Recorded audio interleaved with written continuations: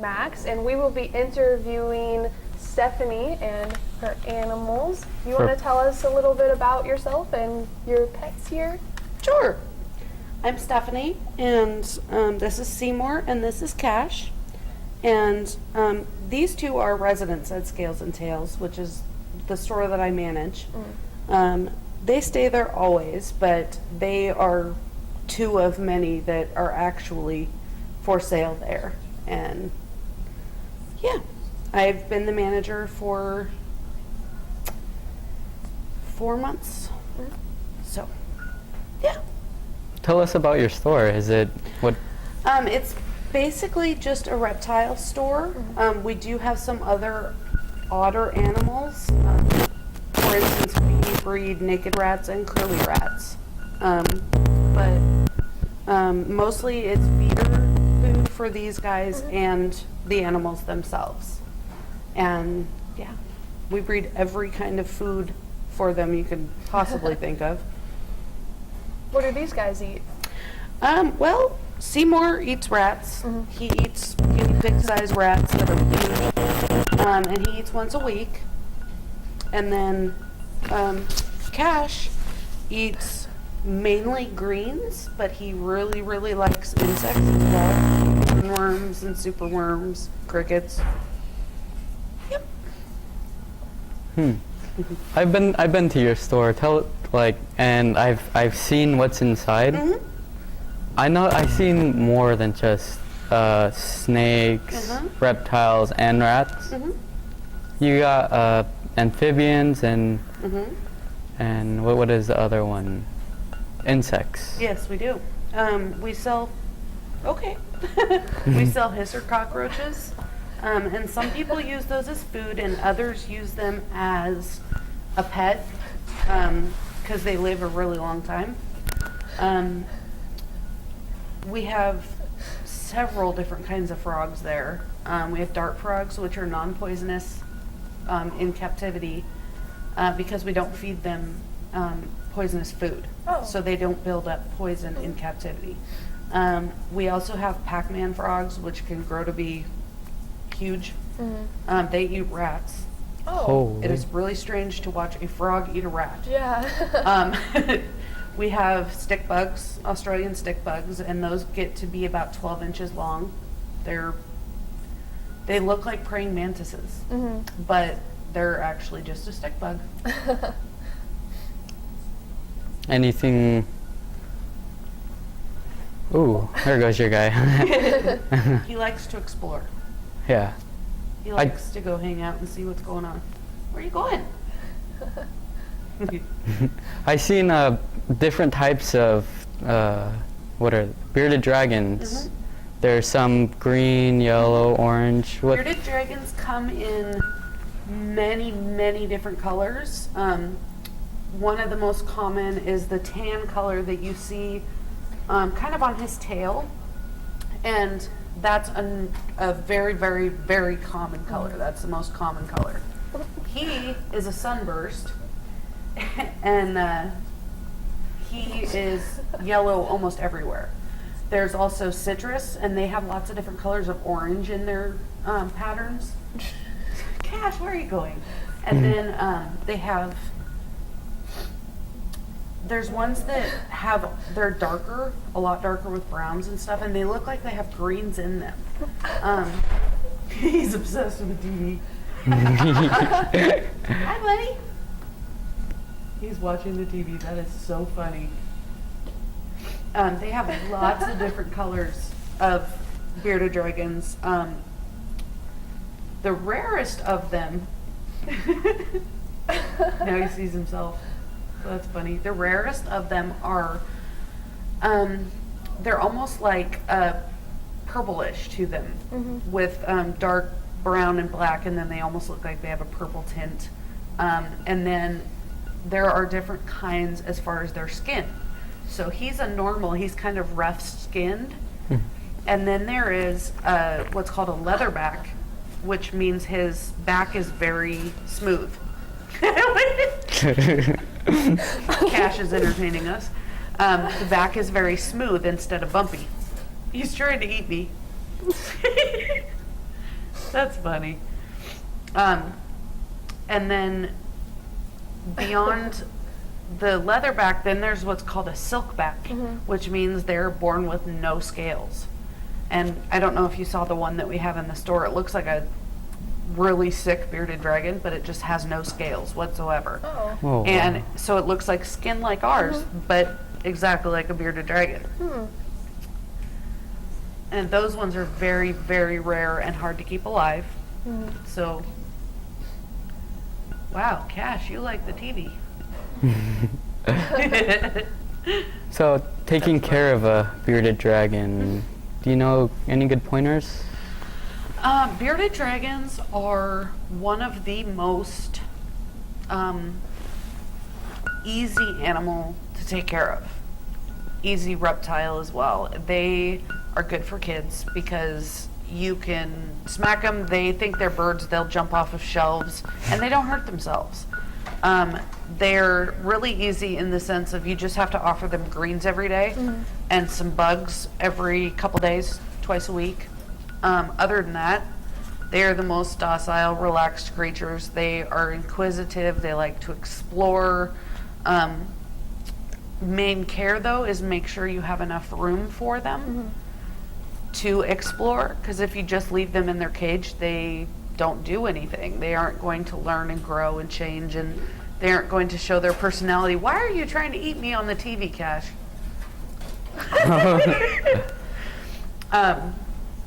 I don't know. They're very, very, very easy to take care of. When people come in and ask what they should get their kids for Christmas as far as a pet, my number one is bearded dragon. Yeah. Because he's been stepped on. Oh. And he's just like, okay, get off me. No issue whatsoever. They do have one common issue, and it's called glass surfing. So the front of his face up against his cage, he'll do this with his nose up, back and forth, back and forth. It's glass surfing, and that's where you see the big bump under his lip is from glass surfing. That's one of the more common things that they do. And generally it's telling you, let me out more. He does it on walls, he does it on the door, it doesn't matter if he's out or not. But yeah, bearded dragons are the better pet for a child. Well, we'll come back to you. We're gonna go to the segment. We're gonna hop into another segment. Okay.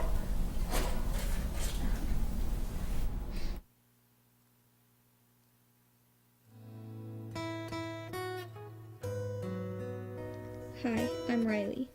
I'm 14 months old and I'm one of the 415,000 children in foster care in the U.S. Here's a little about me. I was born on October 1st, 2015. I was born to addicted parents and lived with them for the next 11 months in the backseat of their car. When I was found, I was then placed with a family member. After a few weeks, I was placed with another. One morning, I was dropped off at the local CPS office with nowhere to go but the arms of the many office workers that had worked that day. Fortunately, I was one of the lucky ones who found a loving and caring home.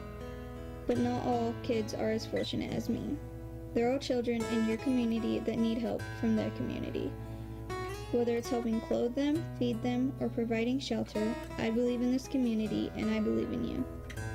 If you'd like to get more involved, call 1-888-KIDS-4141.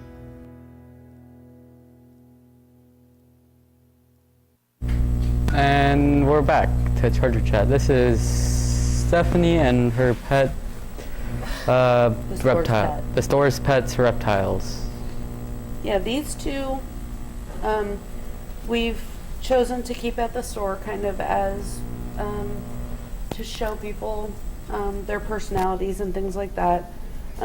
Most people get intimidated by a really huge snake, but it's really entertaining at the store to watch when people don't know that there's snakes and lizards running around there and they come in.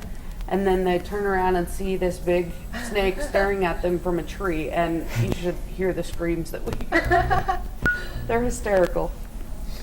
We used to have a couple of tarantulas. They have found homes, and we don't have any new ones yet, but I'm sure we will soon. Let's see, what else do we have in there? We had some bunnies for a while during Christmas time. But generally we kind of stay away from the normal animals. How do you guys like ship in different types? Well, generally we take a lot of owner surrenders of people that, you know, they just don't have the time to take care of the animals anymore. And they feel bad that they're not spending time with their animals, so they'll surrender them over to us, or they don't know how to take care of them. And they'll surrender them to us, and we will spend time training them and working with them, making sure they're good health, taking them to the vet. And then if they're, you know, once they're ready and healthy and everything, then we'll set them up to find new homes. But these two, we've kind of decided that they need to stay with us. What's the difference between your guys' pet store and like PetSmart and Petco? Well, Petco and PetSmart, they're great places as far as volume of what they can stock in their store. And that's wonderful. And they do have a lot of very knowledgeable employees and things. What I have found though is that when you buy a iguana or something like that from Petco, they are not used to being handled. Or their color is poor, or you know, things like that. Whereas with us, we handle our animals all the time. At least every day they come out of their cage and hang out and stuff. We try and make sure that they are human friendly before they go find a home. We also take them to the vet quite frequently, whereas at Petco they just call the person or the company that sent them the animal. We are all about the animal instead of all about the customer, if that makes sense. So it sounds like to me that you're more, sounds like that all these animals that you guys got are just friendly. They don't seem like they'll never bite anything or anything. Yeah, no, Seymour is the one that we bring out for kids a lot. And he, because you can do all kinds of things like this, and he doesn't care. He just like, whatever. So, making sure that we have animals like this in there that we can show people that, you know, these animals, they need love and attention, but if you make a mistake, as all humans do, it's not going to destroy the end of their lives. So we try and make sure that we have Cash or Seymour or something like it to show people that you can train these animals to be almost anything. Like cats and dogs. Yeah, very much so. Cash, he pretty much will do anything for food, and he knows his name. So right now he's looking at the TV, seeing all the colors, and I'm sure he's thinking one of those is a bug. Oh, my hand. That's That's funny. a worm. Worm to him, but what do you see there, dude? Wow. But you know, and snakes and reptiles aren't for everyone. A lot of people are afraid of them, or they aren't quite sure what to do with them. And one of the main things that I focus on at work is if people aren't exactly sure, well, let's show you. You know, you can play with Cash or Seymour, you can hold Seymour, any of that, and people then get an idea that it's not slithery and gross, it's actually an animal. Yeah. they just have a big misconception of how nice that these creatures are. Yeah, they do. A lot of people are scared of snakes. I had an older sister that was 12 years older than me growing up, and she was very into reptiles. And so she had lots of big snakes and different lizards and things as I was growing up. And so I was used to reptiles growing up, and then going into adulthood and then becoming part of this store, it fit me because I'm not scared of animals. I'm not scared of the cockroaches, and people will think, oh, I can't feed my bearded dragon cockroaches because what if one gets loose in my house? One, it's a cockroach. It's not gonna hurt anything. Two, it will not breed unless it's a certain temperature in your house. So you don't have to worry about that. And it's one of the healthiest snacks for them.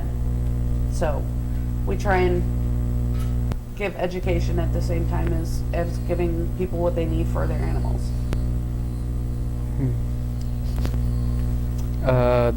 Interesting. What about your snake here, the one that's around your neck?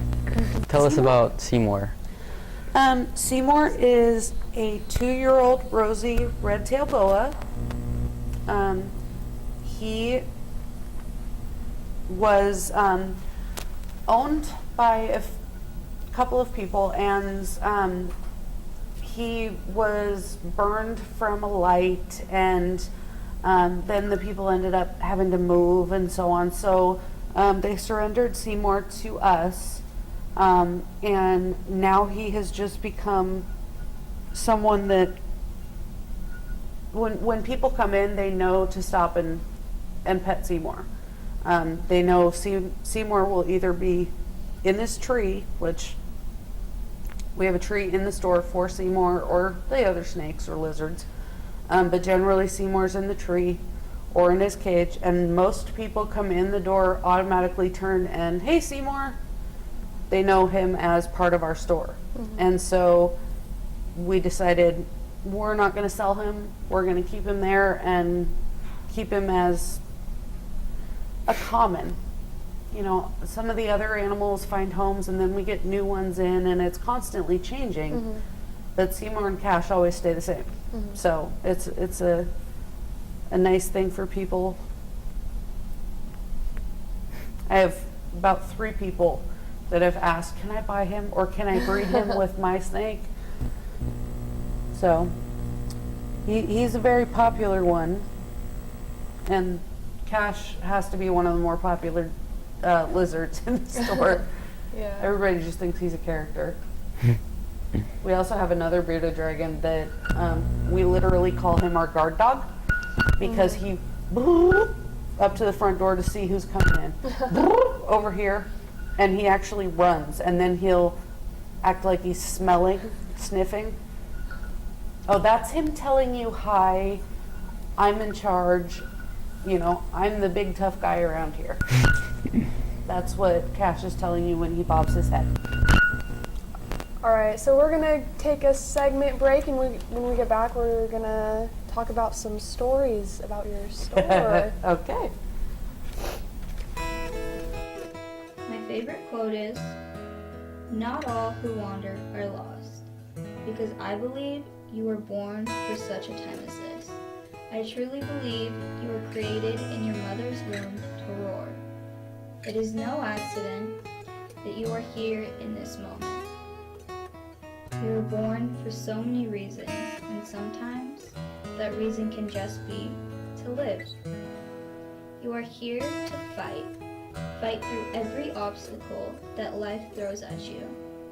Because, believe it or not, you are stronger, you are greater, and you are here today because you are supposed to be. So today, be you, because you are exactly who you're supposed to be.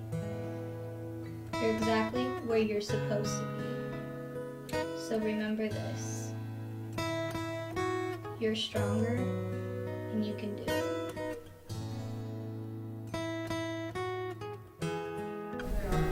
Hi, Hi, welcome back to Charger Chat. We still have Stephanie here, and Cash has now moved to the top of her head. If I want him to stay somewhere, generally I will put him on my head or cuddle him right up at my neck. And right now Seymour's at my neck, so. All right, do you have any crazy stories from your store? Oh, wow. Well, I had we have a little girl that comes in constantly. She's probably 8 or 9, and she brought her grandmother in. Mm-hmm. I think it was her grandmother. And her grandmother didn't realize that she was kind of afraid of all these different kinds of animals, so she came in and her granddaughter's, look at this, and come see the leopard geckos, and you know, she's all over the place. And her grandma turned around and saw that Seymour was wound up in the tree, and she absolutely let out one of those blood-curdling screams, and we're all like, it's okay. We wouldn't let him out if he was going to harm you in any way. And then she turned around and saw that there was a tarantula on one of the shelves, and she was like, honey, we have to go now. We have to leave. And then we've had snakes that, or lizards that have been picked up to be looked at by someone, and they poop on them or pee on them. And that's always a fun response. People are like, gross. They do it. A lot of them, they don't know where the bathroom is, so they just go. And then we've had Cash actually I had his cage open. He has front doors to his cage, and he was up on the edge and looking at people, and he decided he was a bird, like all the other bearded dragons, and woo out of his cage and splat right on the floor. And one of the guys that was in there, oh my gosh, what was that? And then he saw him, and he's like, he's dead. Oh God, he's dead. And I'm like, no, he's not dead. He just thinks he's a bird at times. And, you know, then all of a sudden Cash goes down the hall, and I'm like, yeah, he's not dead. He just likes to do that. Yeah. Where are you going? He's looking for a way down. Is that what you're doing? Looking for a way down? What animal would you have to say is your favorite? Oh gosh. I don't know if I could choose one. Like choosing from your kids? Yeah, they all have such different personalities. Yeah. And Seymour's a lover. He'll stay on you all day long if you let it. Cash and Thor, one of our other bearded dragons, they're all about personality. They're all over the store. And then, I don't know if I could choose a favorite. Yeah. They're the baby rats, and oh my gosh, there's too many to choose from. At home, I have a snake and 2 bearded dragons. But my son loves the bearded dragons. We'll take him out of the cage, and he'll just lay on the floor and watch him walk around and fall asleep in a corner, and he's funny. He'll watch him all day long. What kind of exotic animals do you have in your store? Oh, well, we have some blue iguanas right now. And They're literally blue. When I went in there, I was like, they are whoa. literally blue. We have a older blue iguana. He's 7, and his owners fed him mostly iceberg lettuce, which is water and fibers. It doesn't have a nutritional value to the lizards. So he has some malnutrition issues. So he looks more brown than blue, but he will, when we bring his nutritional values up, he will turn blue again. Gosh. I don't have any Uromastyx right now, which is an Egyptian or desert dwelling lizard. Those are really freaky looking. They have these spikes just all over their body. Really freaky looking.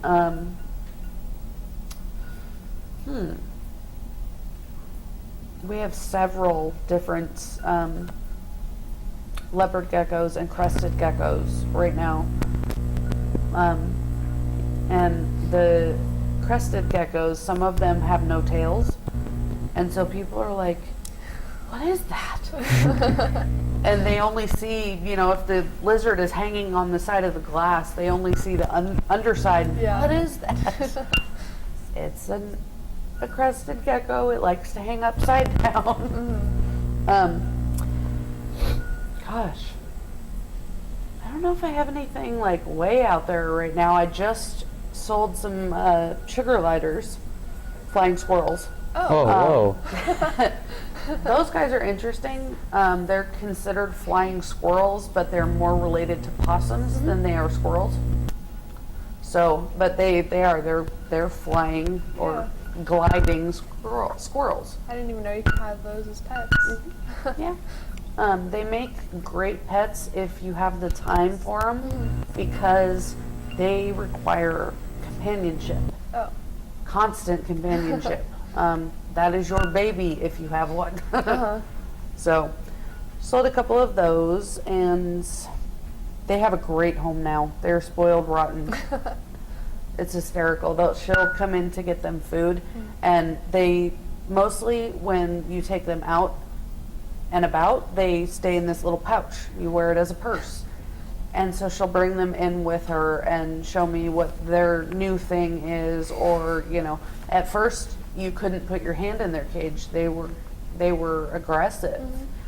I worked with them for a while, and then she showed interest, and she has taken them from that to being held to now they get kisses and they give kisses, and it's very, very cool.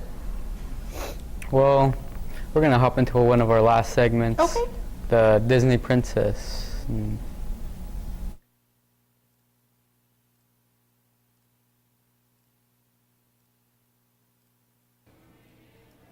guys wanna go play basketball somewhere?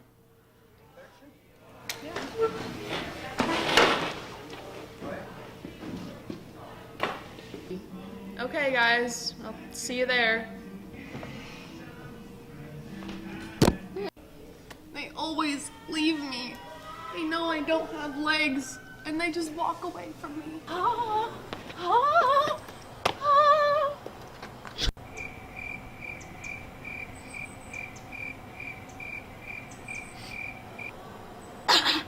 I said,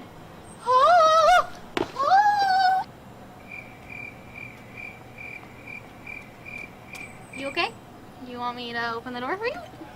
There you go. you could go in now. Well, I mean, technically So it's an already, option. I'm Just don't filming have parents with right those now. two years. Well, I can't go back. Not with that attitude. You could have a my time gosh. machine. Oh, yeah. I guess you should come out and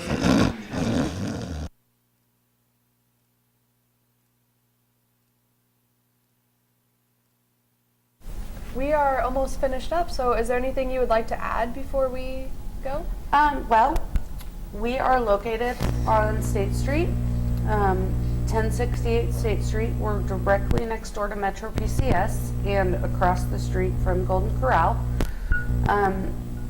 We have a Facebook page. It's called Scales Tales on Facebook, and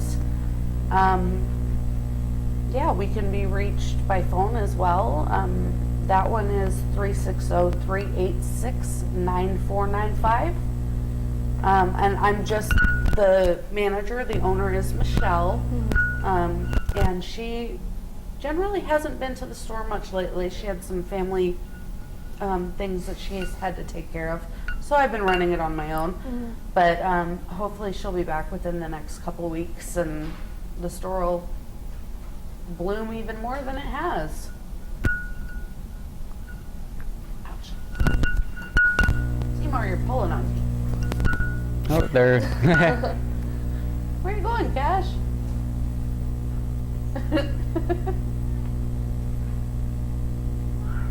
And All right, looks like these animals are getting a little bit restless, so we Looks will like it. let you go. Thank you so much for You're coming in. welcome. Anytime. All right, see you next time on Charger Chat.